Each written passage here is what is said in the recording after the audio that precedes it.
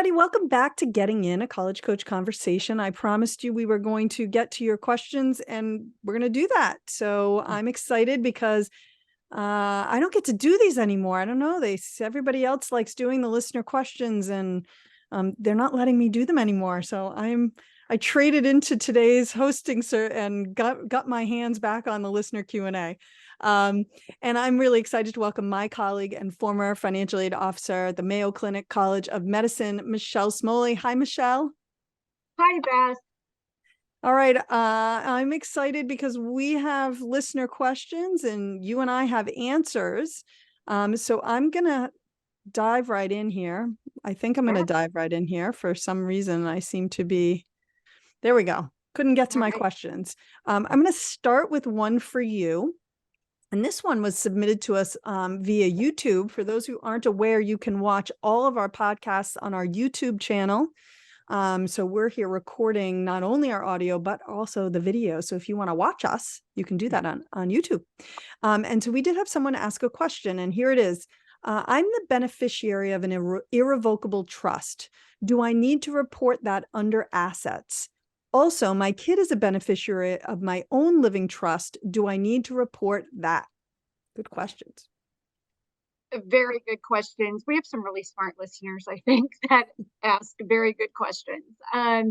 The trust question is like this one, twofold. And the first thing that people want to look at is whether or not it's a irrevocable trust or a revocable trust. So in the case of the first question, where the listener stated that she was listed as the beneficiary for an irrevocable trust, she would need to report that as an asset on both the FAFSA and the CSS profile, or any college financial aid applications. They're going to want to know that. An irrevocable trust, just like the name, can't be revoked.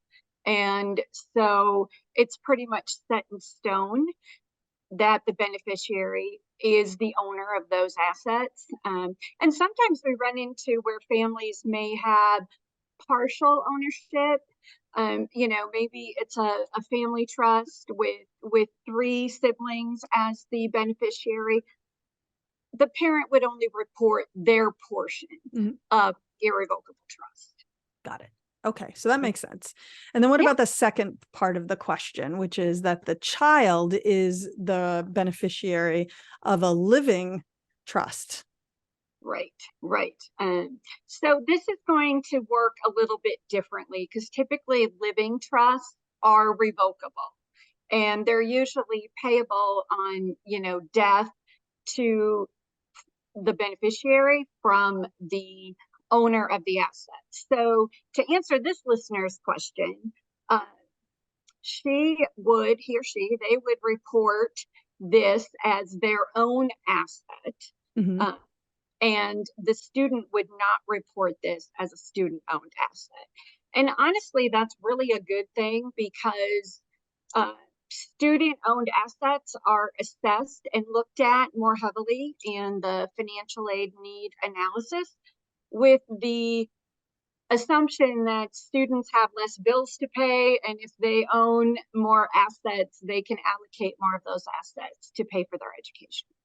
Right. So it makes sense. So, all right. So in both cases, the parent is reporting these 2 things as assets. And in the second one, the student is not reporting it as an asset, which makes sense. All right. I think you have a question for me. I do. And this one came in from a mother on Facebook. And she asked, can you comment on optional letters of recommendation? And do you need to send in any of these? Okay, great question. So let's talk about letters of recommendation. Some schools require none, some will require two, one from a teacher, one from a school counselor. Some will require three, a school counselor letter, and then two teacher recommendations. In most cases, unless a school outright states that they don't accept letters of recommendation, which indicates that they don't read letters of recommendation, a school will offer the opportunity, if you have another letter that you want to send in, that's fine. I would say that if a student is geez, I've talked about this so much that I'm like getting lost in all the little nuances that I want to share. Okay. If you've got two teachers that are giving you great letters of recommendation and your counselor is doing a great job with that, that's really all the school needs. What they ask for is what they need. So in the case of anything extra, you really want to be thoughtful. I always say that this is a process where it's very difficult to believe, but less is actually more. As an admissions officer, you're reading many files a day. You might read 100 files a day. When I was reading at Penn, I read 30 files a day. The maximum amount of time I was spending with every application was 15 minutes, which seems like a lot of time, or maybe seems like no time at all. I don't know, depends on your perspective. But if you keep in mind that I was looking at a transcript, I was looking at a list of activities. At the time, I was reading two essays. We had the main application essay and then a Penn supplemental essay, and actually a couple of short answers. I was reading two teacher recommendations, a counselor letter of recommendation. There was a lot in there for me to review in those 15 minutes. So if a student was going to submit something extra, it really needed to add something new to the application that I hadn't already seen. And it needed to add something, it should be something that is going to add and that's worth my time to read. And so if I had a file, at the time I was reading paper files, an average file was about 1/4 of an inch thick. If you pick up the pile, you're on application, I'm reading 30 in a day, I'm on application 20. I only have an hour before I have to pick my child up at daycare. And then when I come back, I've got to make dinner, we're going to eat dinner. And then later in the evening, I'm going to have to go back and read the files I didn't get to. If your application is twice the size of the rest of the pile, I can assure you that my overwhelming sense is not of excitement before I flip open the cover of that, right? I am like, what is so important that this file is so much bigger than all of the other files? So I tell that as a cautionary tale when you think about submitting really anything extra. Now, if your student has a part-time job, if they are playing on a sports team and have played for the same coach for a long time, and the student has a really great relationship with the coach, and the coach can talk about something other than their athletic ability, because if they're really that talented and they're being recruited, that's not something I need to read about in a letter of recommendation. But maybe this is a student who makes every team he or she's ever been a part of better by merely just the way that they interact with their teammates. Maybe this is something you're really involved in your church.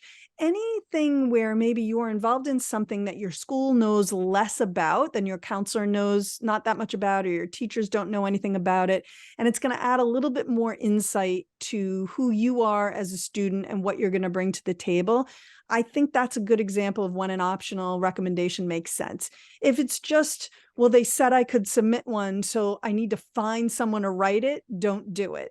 If you are tempted to send in 5, really don't do it, because I would sort of read, maybe if the students send a couple additional pieces or recommendations, I might read one additional recommendation letter, and it was whatever order it was in the file. So it could have been the most useless of the bunch, but that was the one I read, and then I was moving on, right? So you have to make sure that it counts if you're going to go with something optional. And my personal advice is I would keep it to one additional optional letter of recommendation. I can't really think of a time where more than one was additive and or necessary.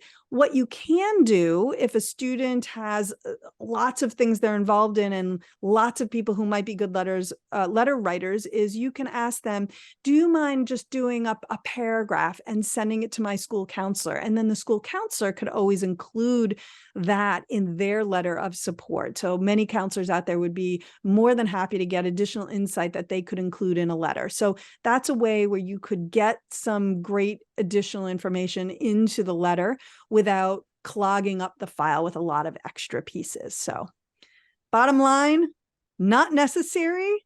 Keep it to one. Less is more. Less is more. Exactly. That's good. That's what I meant. All right, Michelle, I've got another one for you. This one was submitted to us on Instagram. You could follow us on Instagram. You could follow us on Facebook because we're there. All right, going to do FAFSA for the first time. What counts and what doesn't in terms of 504 plan, retirement money, and employee prepaid benefits? Do the FAFSA only schools count these things? And FAFSA only being schools that don't require the CSS profile. Will they still count siblings in college, even if the new FAFSA doesn't? Lots of questions here for you. Yes. Okay, let's take them one at a time. So what counts and what doesn't count? And I'm going to assume that this listener, when they talked about the 504 plan, they probably meant 529 plan. Because the 529 plan is the tax advantage saving for college plan, where a 504 plan is an academic plan. So I'm going to go off of that assumption. And when a family is filling out the FAFSA, and I bet we get this question thousands of times each year. And actually, the new FAFSA that has yet to be released for the upcoming academic year for 24-25, this has changed. So if there are any listeners out there who have filled out the FAFSA before, listen intently, because with the new FAFSA, parents only need to report the balance of the 529 plan for the specific student that they're filling out the FAFSA for. So this is different because in the past, the FAFSA wanted all of the family or parental owned 529 plan balances reported because it's very easy to change the beneficiary to a 529 plan. So that is a change. So if this listener has a 529 plan and for the student that they're filling out the FAFSA for, then yes, you would need to report that, and you would report it as a parent asset, even though the student is listed as the beneficiary. So retirement money, another question we get a lot, and a lot of families get anxious about what assets they have to report on the FAFSA. Good news is we still don't need to report retirement assets on the new FAFSA. So if you have 401ks, 403bs, Roth IRAs, you do not report those on the FAFSA. And for schools that only use the FAFSA, they're not going to require or know what types of retirement accounts you have or what balances are in those accounts because you don't need to report them. Right. Employee prepaid benefits. So an example of this is like a flexible spending account, an FSA, if you will. Those do not need to be reported on the new FAFSA. So and health savings accounts don't need to be reported either. And because that's a question we get a lot. Sometimes there's confusion between the FSA, the flexible spending, which is prepaid, and the health savings account. But neither one of those need to be reported on the FAFSA. So, okay. So I think that's we helpful. covered yeah. And I think it's good news for families. Now, maybe some bad news on the second question is in regards to do they, meaning I'm assuming schools, are they still going to count siblings? even if the new FAFSA doesn't now count this. So a couple of comments regarding this. The old FAFSA asked about the number in the household, and it also asked the number in the household, excluding parents, that are attending college greater than half time. The new FAFSA is still going to ask those questions, which might confuse families, because the buzz right now and kind of the news that is making some families anxious is the new FAFSA is no longer going to take multiple siblings or multiple children in college as part of their student aid index calculation. Right. So in the past, when the EFC expected family contribution, which is now known as the student aid index, was calculated, if it was 50,000 for a family that had one in college, if that same family had two in college, it would be divided by two. So then the EFC would have been 25,000 for each student. Right. That aspect of the calculation is going away. So I think a couple things to keep in mind here for families if they have multiple children in college. One is to remember the FAFSA predominantly looks for any need-based federal student aid eligibility. And Right. quite honestly, there's not a lot out there. So, that's one thing to keep in mind. Now, we do have some schools that use the FAFSA for their own institutional need-based. We have asked some schools, what are you going to do about this? Are you going to change your methodology and how you look at it, even though the FAFSA is changing? So we've heard from some schools that have said, if for the current students, that schools may look at that as a special circumstance and may grandfather those students in and make adjustments, because those current students, their student aid index or EFC was calculated based on having multiple in college. Right. So that is one thing that we have heard from some schools. For other schools that are, again, just using the FAFSA, if you're a family that's going to have multiple in school, I would encourage them to reach out to the financial aid office and ask for a special circumstance or state your family situation and see if they will make an adjustment or not for their own institutional aid. They won't be able to make an adjustment for federal need-based financial aid, but the schools may look at that as a special circumstance and a situation where they may include that when awarding their own institutional need-based aid. Right, right. And I think we are, it's still too early to say, right? But it does seem like there are some schools who might be like, hey, we understand this is how the FAFSA is going to do it, but we are going to still do it the way that we have been doing it in the past. And to your point, with our institutional aid, because what happens with the federal aid is what happens with the federal aid, and they can't control that piece. Exactly. Yeah. All right, we're going to take a quick break. It's excellent timing. We're going to take a quick break, and when we come back, we have more questions, both admissions and finance. So don't go away.